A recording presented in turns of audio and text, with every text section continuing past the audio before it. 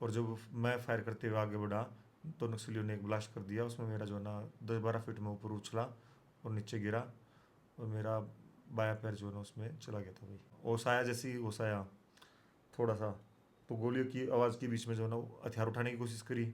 जब new body हिली तो नीचे 2-2.5 फुट का गड्ढा बन गया था जो बम ब्लास्ट का। उस समय बॉडी नहीं मूव हुई। तब देखा तो हाथ फट रहा था और चोट लग रही थी। फिर पता नहीं था कि पैर इतना उड़ गया होगा, इतना नुकसान हो गया होगा। फिर झटका मार कर जो अपनी पूरी बॉडी कोशिश करी हिलाने की और राइफल उठाई, तो पैर जो है ना ज़मीन पर हड्डी पर टकराई, तो पता लगा कि नीचे तो जो है पाँव खत्म हो गया है। राम राम भाई सारे साथियों ने। A to Z fast news देखने वाले जितने भी साथी हैं, अपना परिवार है, सभी साथियों को राम राम। आज आप भाई आए हैं, एक नया विषय है और पॉडकास्ट है पहला अपना लाइफ का। और अपने साथ हैं फौजी साहब अजय मलिक जी, जिन्होंने भारत माँ की सेवा करते हुए अपना काफ़ी समय दिया देश के लिए और बड़े बड़े बड़े मिशन कामयाब किए। लेकिन वही अपने देश की सेवा करते हुए अपने एक पैर में को कुर्बान कर दिया। लेकिन भारत माँ पर आँच नहीं आने दी, देश पर आँच नहीं आने दी। और वही बड़ी खुशी की बात एक और बताया दिया आपने। आपने एक फिल्म देखी होगी, माँ तुझे सलाम, जिसके अंदर सन देओल पति पत्नी दोनों देश की सेवा करने लाए रहे हैं। लेकिन भाई अजय है और मिसिज है जो पूजा हाँ, जी पूजा। पूजा जी है, वो दोनों देश की सेवा करने आ रहे हैं और एक ही रैंक है। और भाई साहब से बात भी कर लिया आज। राम राम भाई साहब। राम राम भाई। आज आपका अपने चैनल पर स्वागत है और बड़ा गर्व है, खुशी है कि लाइफ में पहली बार ऐसा मौका मिला है कि किसी देश के असली हीरो सोल्जर का पॉडकास्ट करने का मौका मिला। सौभाग्य है ये हमारा। और दिल से सैल्यूट करते हैं, क्योंकि आप फौजियों के कारण ही ये देश सुरक्षित है। हम हर तरह के इंजॉयमेंट कर रहे हैं अपने घरों के अंदर। तो वो एक बार शुरुआत हम वहीं से करते हैं। एक बार अपना परिचय दे दो अपने दर्शक सभी साथियों को और अपना पोस्ट के बारे में बता दीजिए। मेरा नाम भाई अजय मलिक है, असिस्टेंट कमांडेंट 209 कोबरा, CRPF। तो भाई साहब वो कौन सा मिशन था जिस दौरान आपके पैर और देश भारत माँ की सेवा करते हुए आपने कुर्बान किया? भाई ये 1 मार्च 2026 की बात है। इसी 1 मार्च की हमको सूचना मिली थी मेरे सीनियर अफसरों को कि जो है ना कुछ नक्सली जो है सरंडा फॉरेस्ट है झारखंड में, वहाँ पे जो है ना लोगों को जो है ना परेशान कर रहे हैं और पैसा वसूली जितने भी विविध कार्य है, सुरक्षा बलों पे हमला, उसकी योजना तैयार करने लग रहे हैं। तो उनके उसमें जो है ना हमारा एक ऑपरेशन था, सर्च अभियान था। उसमें मैं टीम को लीड करा था। तो लीड करते हुए जब हम उनके पास गए, रात का अंधेरे का समय था, सुबह लगभग रात को 4:55 की बात है। तो जैसे ही नक्सल हम उनके पास पहुँचे, नक्सलियों ने हमारे ऊपर अंधेरे में जो है ना फ़ायदा उठा के जो है घात लगा के ज़्यादा फायरिंग वायरिंग स्टार्ट कर दी। और जब मैं फायर करते हुए आगे बढ़ा तो नक्सलियों ने एक ब्लास्ट कर दिया। उसमें मेरा जो है ना 10-12 फीट में ऊपर उछला और नीचे गिरा, और मेरा बायां पैर जो है ना उसमें चला गया था भाई। गया ऊपर तक, पड़ा नीचे, ठीक है ना। तो फिर फायरिंग चल रही थी, कैसे संभाला अपने आप को? संभाला। आगे गोली चलने लग रही है भाई। अपने फोर्स का मिशन जो है उसको कंप्लीट करना था, वरना ज़्यादा नुकसान हो जाता किसी और, जो मेरे साथी थे उनको नुकसान हो जाता। तो उस नुकसान को रोकने के लिए मैं अफसर था वहाँ पे, मेरे पीछे मेरे जवान थे, उनका हौसला डाउन ना हो जा, तो उनको ना कमांड करा, उनसे फायर करवाया, खुद फायर करा, राइफल उठाई। एक बार तो बहुत मुश्किल हो गया था कि सांस वास भी नहीं आ रहा था, सारी मिट्टी विट्टी सब नाक में आँखों में चली गई थी। फिर होश आया, जैसे ही होश आया थोड़ा सा, तो गोलियों की आवाज़ के बीच में जो है ना हथियार उठाने की कोशिश करी। जब न्यू बॉडी हिली तो नीचे 2-2.5 फुट का गड्ढा बन गया था जो बम ब्लास्ट का। उस समय बॉडी नहीं मूव हुई। तब देखा तो हाथ फट रहा था और चोट लग रही थी।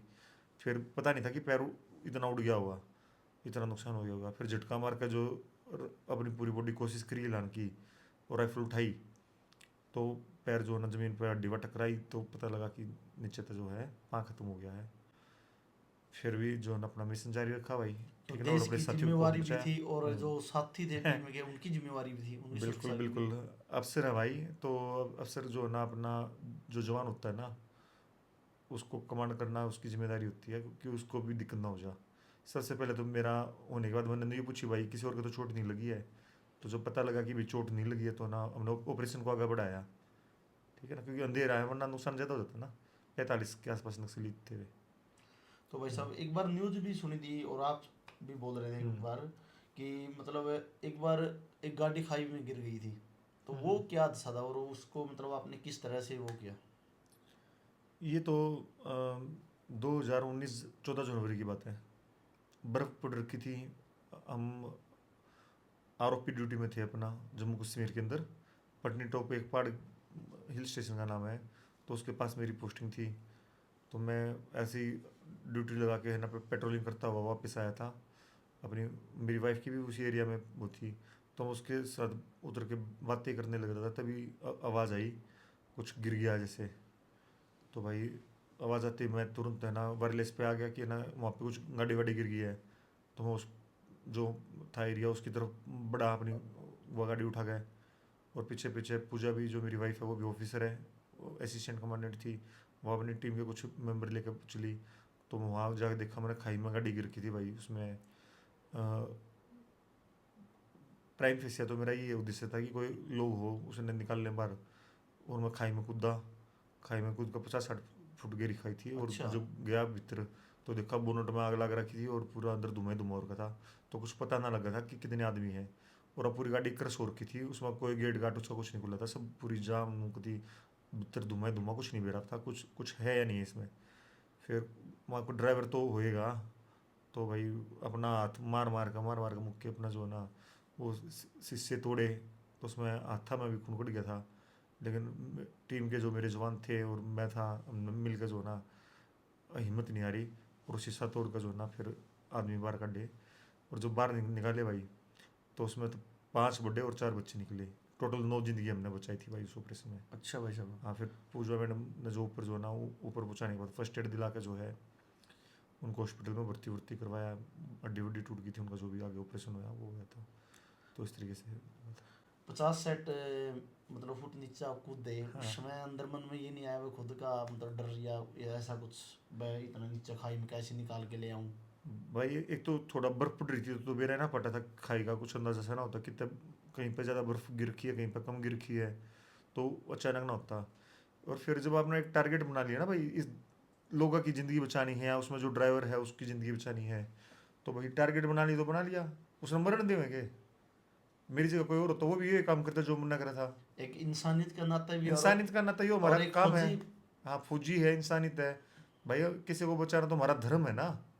तो मैंने तो अपना जो ना कर्तव्य जो था, एक सीआरपीएफ के जो ऑफिसर का जो है, सोल्जर का जो है कर्तव्य था, मैंने तो केवल अपना कर्तव्य का पालन करा था।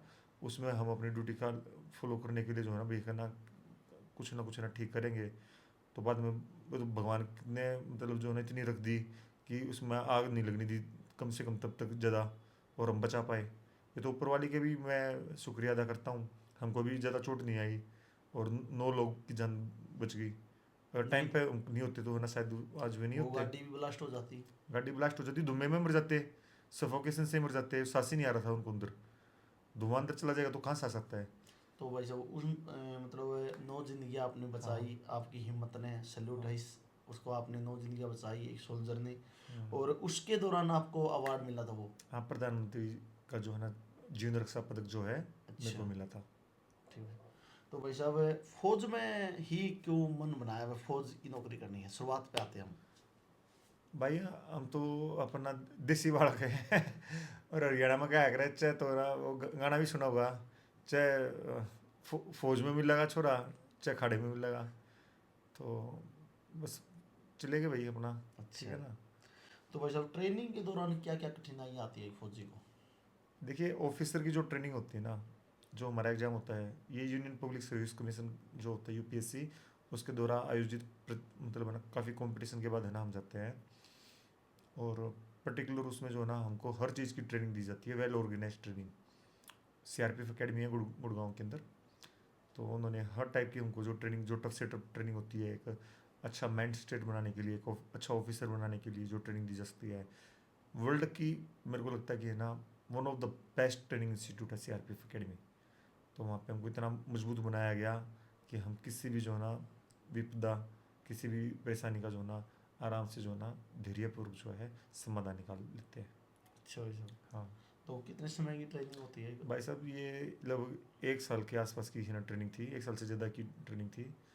और ट्रेनिंग के दौरान जो है आपका फिजिकल जो स्टेमिना बढ़ाने का जो काम होता है, फिजिकल एफिशिएंसी बढ़ाने का काम होता है, या फिर आपका जो है लॉ होती है, कानून की पढ़ाई, ये दोनों चीज़ें पैरेलल चलती हैं। और उसमें फिर जंगल एक्सरसाइजेज जो होती हैं हमारी, जो ऑपरेशंस कैसे कंडक्ट करेंगे, तो एक पूरा प्रोसीजर बन रखा है, उसके हिसाब से ही चलता है। उसके बाद भी है ना आगे एडवांस कोर्स होते हैं। जैसे अभी मैं कोबरा में था, तो कोबरा की अलग से ट्रेनिंग हुई मेरी 3 महीने की, बेलगांव के अंदर, कर्नाटका के अंदर, तो भाई कमांडो साहब, स्कूल में। जिस तरह एक फौजी के पास कॉल आ जाता है ऑफिसर का हाँ कि अभी उस जगह पर आतंकी है, हाँ। और उस मिशन पर जाने से पहले मन में क्या आता है और उस दौरान क्या होता है मिशन में? देखिए जैसे मन में कुछ ऐसा? मैं आपको बताऊँ, जब भी ऊपर हमारे जो ऑफिसर्स होते हैं, जो सीनियर ऑफिसर्स होते हैं, वे इंफॉर्मेशन देते हैं, तो बहुत भरोसा करके किसी ऑपरेशन को ना किसी ऑफिसर को दिया जाता है। जब हमारे ऑफिसर्स ने मुझ पर भरोसा जताया कि ना ये ऑपरेशन जो है ना करना है, तो सबसे पहले मैं उनसे हम उन्हीं के साथ जो है ना बैठ के प्लान बनाते हैं कि सर कैसे करना है। तो मिल के प्लानिंग व्लानिंग करते हैं। फिर जो हमारे जवान होते हैं, हम उन जवानों को बुला के अच्छी तरीके से ऑपरेशन को समझाते हैं कि है ना भाई, हम टीम्स कैसे लेके जाएंगे, कैसे एग्जीक्यूट करेंगे ऑपरेशन को। तो एक पूरी कॉम्प्लेक्स एक्सरसाइज होती है कि जिसके अंदर हम एक एक जवान को पता होना चाहिए उसका क्या रोल है, कहाँ उसको लगना है, तभी वो ऑपरेशन सक्सेसफुल हो पाता है। तो बहुत ब्रीफिंग ब्रीफिंग होती है। मन में विचार विचार ये होता है कि भाई ऑपरेशन सक्सेसफुल करें, है ना। अच्छा। भाई जो भारत देश के दुश्मन हैं, जो देश को तोड़ना चाहते हैं, उनको जो है ना रोका जाए, उनको ना तोड़ना दिया जाए। इस देश के अंदर अपराधी की कोई जगह नहीं है। कोई सोचेगा कि है ना भारत को है ना आके जो है ना मैं तोड़ दूंगा, टुकड़े कर दूंगा, ये कर दूंगा, आतंक फैला दूंगा, किसी सिविलियन को मार दूंगा, तो उनको रोकना हमारा काम है। जो हमको जिम्मेदारी मिलेगी हम अच्छे से निभाते हैं। तो आपका पहला मिशन कैसा था? मतलब आप मिशन पर गए तो किस तरह से वहाँ पे मुठभेड़ हुई? ऐसे तो बहुत सारे इंसिडेंट्स होते हैं, जैसे स्टार्टिंग में हुए उनमें ना कम, मान लो सपोज करो कि ना मैं गया, लेकिन उसमें इतनी फायरिंग वायरिंग नहीं हो पाई। तो धीरे धीरे गई, फायरिंग हुई। अलग अलग मुठभेड़ का जो है ना सीक्वेंसेस अलग अलग ही होता है। तो कोई ऐसा पर्टिकुलर वो नहीं बता सकता कि पहली मुठभेड़ में क्या क्या हुआ मैं आपको। और कुछ कॉन्फिडेंशियल भी होती हैं चीज़ें, इस तरीके से बताना कि पहले ऑपरेशन में क्या हुआ।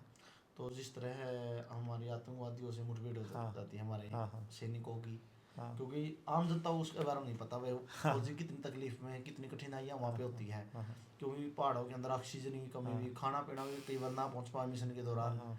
तो उस समय कैसा माहौल होता है एक फौजी के लिए, मतलब खुद को वो करना?